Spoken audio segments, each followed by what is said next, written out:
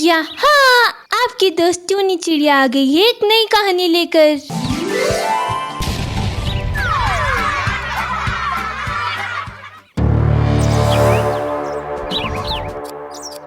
भूत बुलाने वाला खेल। ये कहानी एक हरे भरे जंगल की है, जहाँ कई सारे पशु पक्षी अपना जीवन बसर कर रहे थे। उसी जंगल के सारे पक्षी रोज शाम के समय जंगल के एक स्थान पर बैठकर अजीबोगरीब खेल खेला करते थे। सब एकजुट होकर बहुत मस्ती किया करते थे। एक दिन की बात है, जंगल के सारे पक्षी शाम के समय खेलते खेलते बहुत थक गए थे। तभी सारे पक्षी एक जगह आराम करने बैठ जाते हैं। अरे बाप रे, आज तो बहुत ही ज्यादा थक चुके हैं हम घोंसले में थोड़े समय से जाएंगे, क्योंकि अब तो ना उड़ा जा रहा है ना चला जा रहा है। बहुत खेल लिए आज तो। ये रोज भाग दौड़ वाले खेल खेलकर मैं बहुत ही थक जाता हूँ। हम कोई ऐसा खेल नहीं खेल सकते क्या, जिसमें थकान भी ना हो और हम आराम से अपना खेल भी खेल सके? अरे पक्षियों, एक बार रात के समय में पास वाले जंगल में गई थी। वहाँ के सारे पक्षी जंगल के एक स्थान पर बैठे हुए थे और वे सब घेरा बनाकर बैठे थे और उनके बीच में कई सारे पेड़ के पत्ते रखे हुए थे। मैंने जब वो देखा तो मैं उसी जंगल के पक्षी के पास इस बात की जानकारी लेने गई कि ये सारे पक्षी क्या कर रहे हैं। तो उस पक्षी ने मुझे जवाब दिया कि ये सारे पक्षी भूत बुलाने वाला खेल खेल रहे हैं। भूत बुलाने वाला खेल? ये खेल के बारे में तो मैं पहली दफा सुन रही हूँ। हाँ, चिड़िया बहन, भूत बुलाने वाला खेल। चलिए ना, हम सारे पक्षी भी वो भूत बुलाने वाला खेल खेलते हैं। हम भी देखते हैं ना कि आखिर उस खेल से भूत आते भी हैं या नहीं। हाँ, चलो। अरे पक्षियों, मैंने आज तक किसी भूत को नहीं देखा। चलो ना, हम ये खेल खेलते हैं। मुझे भी देखना है आखिर ये भूत दिखते कैसे हैं। मैंने आज तक कोई भूत को नहीं देखा। अरे चिड़िया बहन, वो भूत है, कोई मूंगफली नहीं जिसे आपने कभी देखा नहीं। अरे जब भूत को देखोगी ना तो ऊपर से नीचे तक पूरी की पूरी डर के मारे फट जाओगी। अरे हाँ भाई हाँ, मुझे भी नहीं खेलना ये भूत भूत का खेल। अरे अगर सच में भूत आ गया तो? नहीं भाई नहीं, तुम ही खेलते रहो ये खेल। हाँ। अरे क्या बच्चों की तरह बात कर रहे हो बाज भाई? हट्टे कट्टे जवान पक्षी होकर इतना डरते हो? अरे ये भूत प्रेत कुछ नहीं होता। ये सब अनगिनत बातें हैं और ये सारी बातें अंधविश्वास वाली बातें हैं। अरे जब ये सब मन गढ़ंत बातें हैं तो हम क्यों ये खेल खेल रहे हैं? अरे चलो ना, खेलते हैं सब। सारे पक्षी वहाँ एक घेरा बनाकर बैठ जाते हैं और अपने बीच में कई सारे पेड़ के पत्ते रख देते हैं। रात का अंधेरा और गहरा होता गया। आजा, आजा भूत, देख हम सब तुझे देखने को यहाँ बैठे हैं। आजा, आजा। अरे ये क्या खेल खेल रहे हो? ये भूत भूत कुछ नहीं होता। हाँ। तभी अचानक वो सारे पेड़ के पत्ते हिलने लगते हैं। ये देखकर सारे पक्षी बेहद घबरा जाते हैं। अरे अरे वो देखिए, वो पत्ते कैसे अपने आप हिल रहे हैं। अरे कहीं सच में तो भूत नहीं आ गया ना? अरे भागो यहाँ से पक्षियों। अरे रुक जाओ पक्षियों, ये पत्ते हवा से हिल रहे हैं। बैठिए आप सब और अब सारे पक्षी अपनी अपनी आंखें बंद कर लीजिए और खेल का मजा लीजिए। सारे पक्षी टोनी चिड़िया की बात सुनकर अपनी अपनी आंखें बंद कर लेते हैं और मंजी कोयल भूत को बुलाती जा रही थी। तभी अचानक कालू कौवे के पास एक भूतिया कौवा आकर बैठ जाता है। वो भूतिया कौवा देखने में बेहद डरावना था। तभी वो भूतिया कौवा कालू कौवे को धक्का देता है। अरे बाज भाई, चुपचाप अपनी आंखें बंद रखकर बैठिए, वरना चिड़िया बहन हम पर गुस्सा करेगी। कालू कौवे को ये लग रहा था कि उसे बुरा बाज धक्का दे रहा है और वो भूतिया कौवा इस बार कालू कौवे की गोद में आकर बैठ जाता है। ये महसूस करके कालू कौवा अपनी आंखें खोलता है। वो जब उस भूतिया कौवे को देखता है तो उसकी आवाज ही निकलना बंद हो जाती है। वो भूतिया कौवा कालू कौवे को और देख के हंसे जा रहा था। क्या हुआ कौवे, मेरी खूबसूरती देखकर पसीना निकल आया? अरे बाप रे बाप, ये तो सच में भूत आ गया रे। कालू कौवा जैसे ही चिल्लाने लगता है तभी वो भूतिया कौवा उसका मुंह दबा देता है। इधर सारे पक्षी अपनी अपनी आंखें बंद करके बैठे थे। उन्हें ये पता ही नहीं चल पाया था कि उस कालू कौवे को एक भूतिया कौवे ने पकड़ लिया है। अगर तूने चिल्लाया कौवे तो मैं तेरा यहीं सर्वनाश कर दूंगा। भूतिया कौवा उस कालू कौवे को पकड़ता है और अपनी एक भूतिया बोतल में उस कालू कौवे को डाल देता है। तभी अचानक भूरा बाज अपनी आंखें खोल देता है।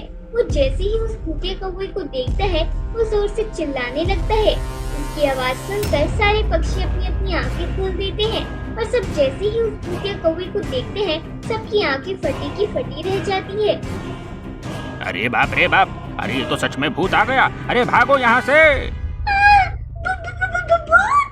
सारे पक्षी अलग अलग दिशा में वहाँ से उड़कर चले जाते हैं। इधर चंपू तोते के पीछे वो भूतिया कौवा तेजी से उड़ते हुए जा रहा था। चंपू तोता उस भूतिया कौवे को बार बार पीछे पलटकर देखे जा रहा था और वो भूतिया कौवा तेजी से चंपू तोते की ओर आ रहा था। अरे क्या पूरे जंगल में तुझे मैं ही मिला था भूतिया कौवे? अरे इस जंगल में हजारों पक्षी हैं। अरे उनके पीछे लगना जाकर मेरे पीछे ही क्यों पड़ा है? अरे बाप रे बाप, अरे बचाओ रे। तोते कहाँ तक भागेगा? तेरा खेल अब खत्म होने वाला है। चंपू तोता तेजी से उड़ते हुए चले जा रहा था और भूतिया कौवा भी उसके पीछे पीछे भागे जा रहा था। थोड़ी दूर पर जाने के बाद चंपू तोता थक जाता है और वो अपने जंगल के एक बरगद के पेड़ के ऊपर आकर बैठ जाता है। वहाँ आसपास जंगल के सारे पक्षी मौजूद थे। वो सब उस भूतिया कौवे को देखते हैं तो सबके होश उड़ जाते हैं। अरे बचाओ मुझे, अरे कोई तो मेरी सहायता करो। तुझे कोई नहीं बचा सकता तोते, क्योंकि इस जंगल में एक भी पक्षी ऐसा नहीं है जो मुझसे मुकाबला कर सके। तुम पक्षियों ने मुझे यहाँ बुलाकर अपने जीवन की सबसे बड़ी भूल कर दी है। अब देखना मैं इस जंगल के एक एक पक्षी को कैसे मौत के घाट उतारता हूँ। तभी वो भूतिया कौवा चंपू तोते को पकड़ लेता है और उसे जैसे ही उसकी भूतिया बोतल में डालने लगता है तभी टोनी चिड़िया वहाँ आ जाती है। भूतिया कौवे, छोड़ दे हमारे जंगल के पक्षियों को, वरना मैं तेरा यही सर्वनाश कर दूंगी। अच्छा, तो तू मेरा सर्वनाश करेगी? भूतिया कौवा उस चंपू तोते को छोड़ देता है और टोनी चिड़िया को पकड़कर उसके शरीर का सारा खून पी जाता है, जिसकी वजह से टोनी चिड़िया की वही मृत्यु हो जाती है। जंगल के सारे पक्षी जब ये नजारा देखते हैं तो सबके होश उड़ जाते हैं। अरे इस भूतिया कौवे ने क्या किया? टोनी चिड़िया बहन को जान से मार दिया। हमने क्यों ये भूत बुलाने वाला खेल खेला था? आज हमारी गलती की सजा ये जंगल के पक्षियों को भुगतनी पड़ रही है। अब मुझे ही कुछ करना होगा।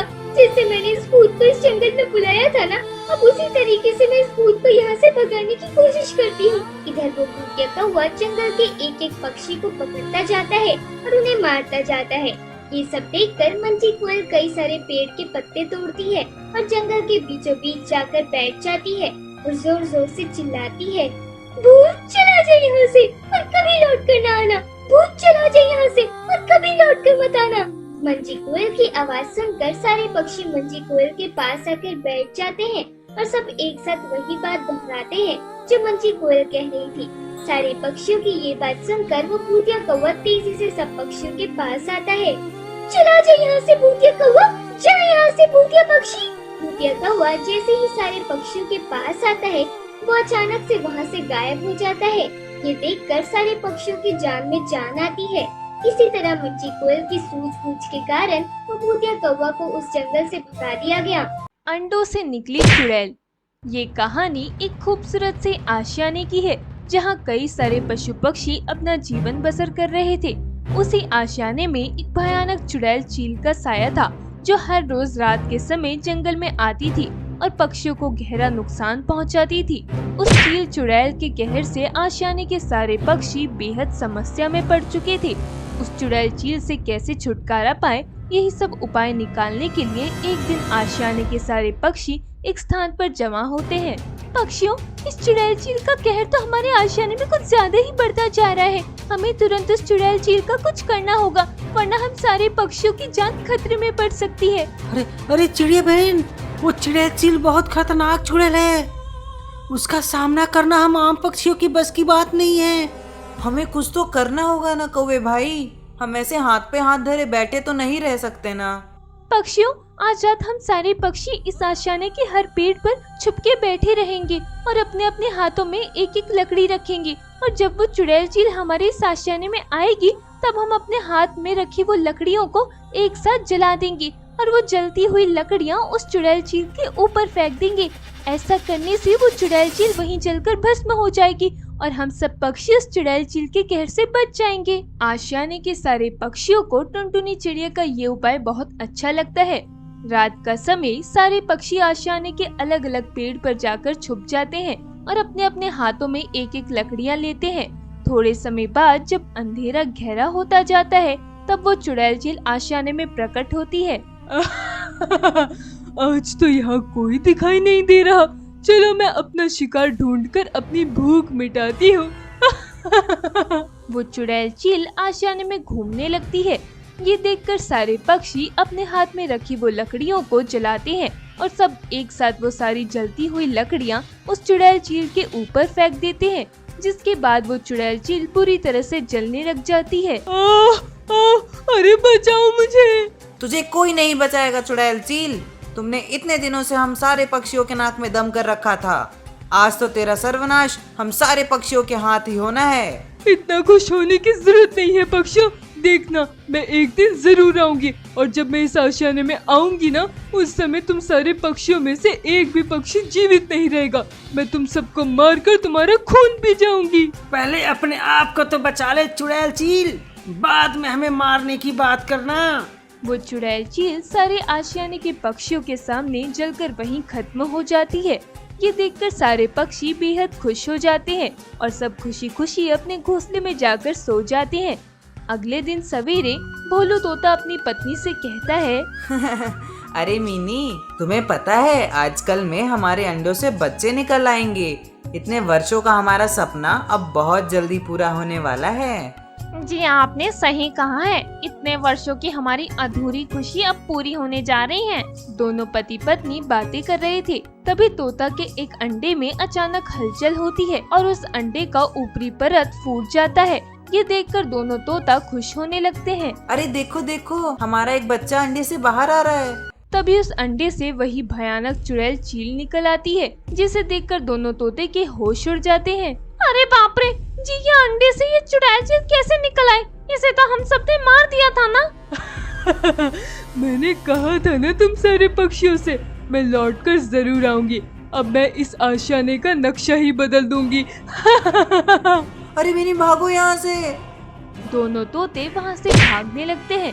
तभी वो चुड़ैल चील उन दोनों को पकड़कर वहीं मार देती है और उनका खून पीकर उन दोनों तोते को वहीं घोंसले में फेंक देती है। चलो, दो पक्षी तो मौत के घाट उतर गए, अब दूसरे पक्षियों की बारी है। वो चुड़ैल चील वहाँ से उड़कर चली जाती है। तभी कालू कौवा भोलू तोते के घोंसले में आता है। वो जब दोनों तोते को ऐसी अवस्था में देखता है तो वो दौड़कर आशियाने के सारे पक्षियों को बुलाता है। ये देखकर सारे पक्षी आश्चर्यचकित हो जाते हैं। अरे ये सब कैसे हो गया? ये दोनों तोते को किसने मारा? अरे अरे, अब तो उस चुड़ैल चील का भी सर्वनाश हो गया है। फिर ये दोनों तोते को किसने मारा? कहीं हमारे आशियाने में कोई चुड़ैल तो नहीं आ गई? अरे ऐसा ना बोली कौवे भाई, पहले ही एक चुड़ैल ने हमारे नाक में दम कर रखा था, अब ये दूसरी चुड़ैल। नहीं, मुझे तो लगता है किसी पक्षी ने इन दोनों की हत्या कर दी है। सारे पक्षी आपस में चर्चा करके वहाँ से अपने अपने घोंसले में चले जाते हैं। इधर कालू कौवा अपने घोंसले में अपनी पत्नी मुंजी कौवी से बातें कर रहा था। जी कुछ पता चला कि कैसे उन दोनों तोते की हत्या हुई? नहीं मुंजी, ये तो पता नहीं चल पाया। पता नहीं कैसे उन दोनों तोतों की हत्या हो गई। तभी मुंजी कौवी के एक अंडे में अचानक से हलचल होने लगती है। ये देखकर दोनों कौवे घबरा जाते हैं। अरे मुंजी, ये अचानक हमारा अंडा इतना हिलने कैसे लगा? अभी तो बच्चों के आने में काफी समय है ना। हाँ, मैं भी वही सोच रही हूँ। तभी वो अंडा अचानक से फूट जाता है और उसमें से वही चुड़ैल चील प्रकट होती है, जिसे देखकर दोनों कौवे के होश उड़ जाते हैं। अब तुम दोनों कौवे का क्या होगा? अरे, ये कैसे हो सकता है? ये चुड़ैल चील ये जीवित कैसे है? तू बिना ये जाने ही मर जाएगा कौवे। तभी वो चुड़ैल चील उन दोनों कौवे को भी मारकर उनका खून पी जाती है और उन्हें भी उनके घोंसले में पैक कर वहाँ से चली जाती है। जब आशियाने के पक्षियों को इन दोनों कौवे की मृत्यु के बारे में पता चलता है तो सब और ज्यादा दहशत में आ जाते हैं। ये सब क्या हो रहा है पक्षियों? एक ही दिन में अचानक से 4 पक्षियों की मृत्यु हो गई है। ये सब कैसे हो रहा है? कौन कर रहा है? मुझे तो बहुत डर लग रहा है। सारे पक्षी वहीं बातें कर रहे थे। तभी अचानक से सारे पक्षियों के घोंसले में से उनके अंडे अपने आप उड़ते हुए उन सारे पक्षियों के सामने आकर गिर जाते हैं। ये देखकर सारे पक्षियों के होश उड़ जाते हैं। वो सारे अंडे एक साथ जमीन पर पड़े हुए थे। तभी वो सारे अंडे आपस में मिल जाते हैं और उन सारे अंडों से एक बड़ा सा अंडा बन जाता है, जिसमें से वही चुड़ैल चील एक विशाल चील बनकर निकलती है। ये देखकर सब पक्षियों की आंखें फटी की फटी रह जाती है। अरे बाप रे बाप, ये चुड़ैल चील वापस कैसे आ गई और ये पक्षियों के अंडों में से कैसे निकली? ये चील तो कितनी बड़ी हो गई है। अरे भागो यहाँ से पक्षियों, वरना ये चुड़ैल चील हमें नहीं छोड़ेगी। कहाँ तक भागोगे पक्षियों? मैंने कहा था ना कि मैं वापस जरूर आऊंगी। अब तुम सारे पक्षियों का सर्वनाश मेरे हाथों ही होने वाला है।